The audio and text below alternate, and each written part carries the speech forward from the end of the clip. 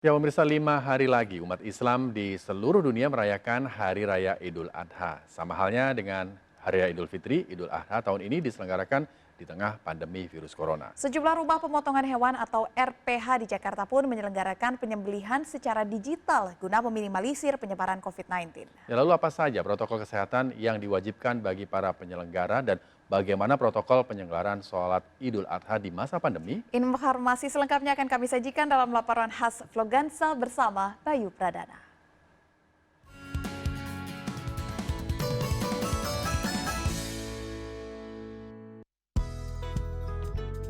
Pemirsa, 5 hari lagi umat muslim di seluruh dunia akan merayakan Hari Raya Idul Adha. Sama seperti Idul Fitri 1441 Hijriah, Idul Adha kali ini diselenggarakan di tengah pandemi COVID-19. Lalu bagaimana ya protokol dalam penyelenggaraan sholat Idul Adha dan juga penyembelihan hewan kurban? Langsung aja yuk kita cari tahu jawabannya.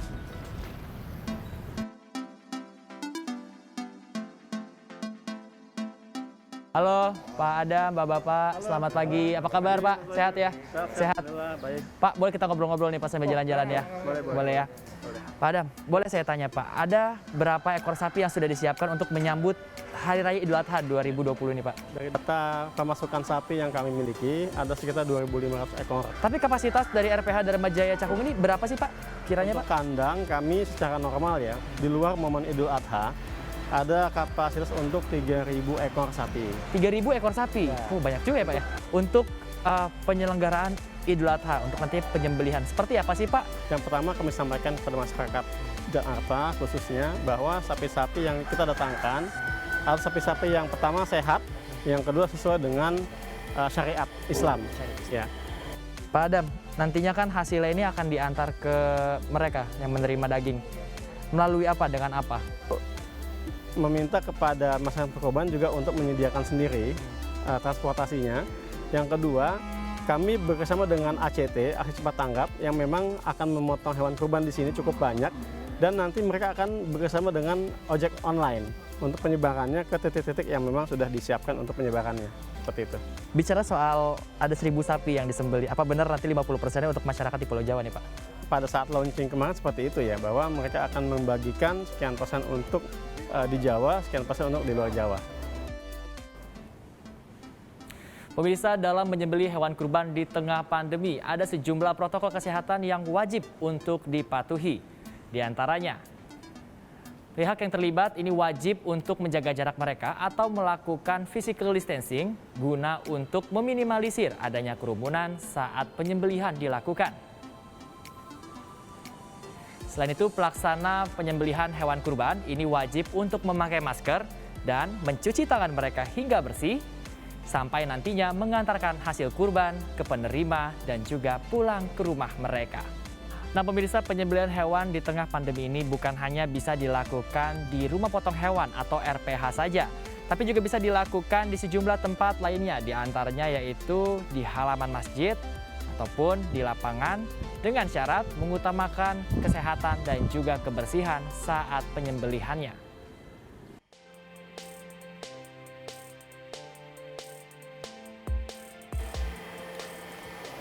Penyembelihan hewan kurban ini bisa dilakukan dengan mengoptimalkan keluasan waktu selama 4 hari.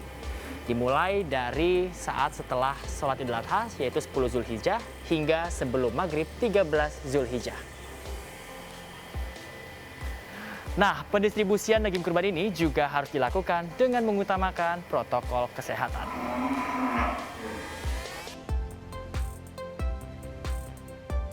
Nah, pemirsa, ini adalah sapi-sapi yang memang mencapai bobot fantastis atau yang terbesar di RPH Cakung ini. Nah, yang ini nih, si coklat ini adalah yang paling besar, di mana dia ini sampai 900 kilo beratnya. Waduh. Dan memang sapi ini punya perorangan yang nanti juga akan buat kurban dan dikenakan harga hingga 70 juta rupiah. Fantastis ya.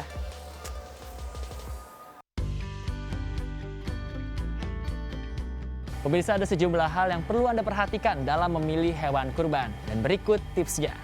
Yang pertama, pilihlah hewan kurban yang sehat, ditandai dengan bulu yang mengkilap, tubuh yang gemuk dan juga geraknya yang lincah, serta nafsu makan yang baik. Sedangkan yang kedua, pastikan hewan kurban Anda tidak cacat. Pastikan hewan kurban Anda tidak buta, tidak pincang, dan tidak ada kerusakan. Dan yang ketiga, pilihlah hewan kurban dengan umur yang cukup, di mana kambing dan domba, pastikan Anda memilih umur 1 tahun. Sedangkan untuk sapi, pastikan Anda memilih hewan kurban di atas 2 tahun. Di mana hewan kurban yang sudah cukup umur ini ditandai dengan adanya sepasang gigi tetap yang sudah tumbuh.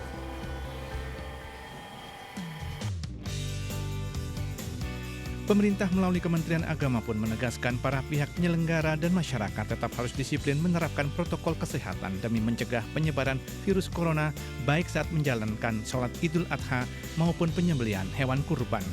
Dibolehkan, tapi di tempat yang betul-betul terbuka, bisa jaga jarak, kemudian ada kebersihan lingkungannya dipelihara, kemudian masing-masing juga membawa alat masing-masing. Sebagai contoh, jangan pisau dipakai berganti-ganti gitu ya.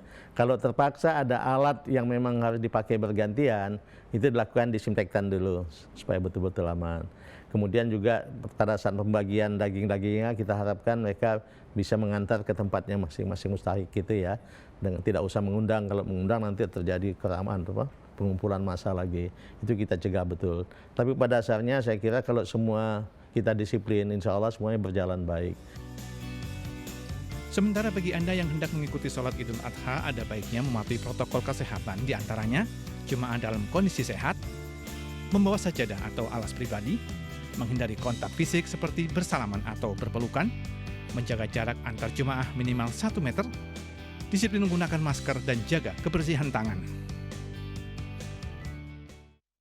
Pelaksanaan sholat Idul Adha itu hukumnya sunnah muakkadah, tetapi pelaksanaannya harus mempertimbangkan kondisi faktual di masing-masing daerah terkait dengan kemampuan pengendalian wabah COVID-19.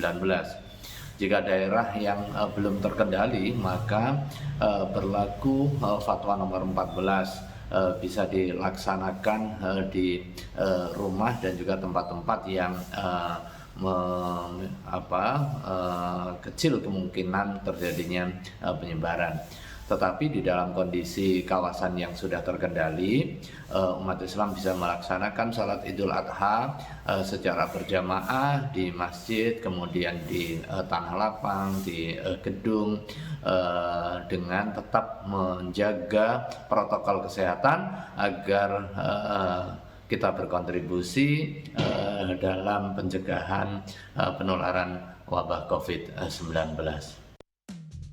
Pemirsa, lalu seperti apa tanggapan warga Jakarta terkait Idul Adha di tengah pandemi? Kita cari tahu yuk.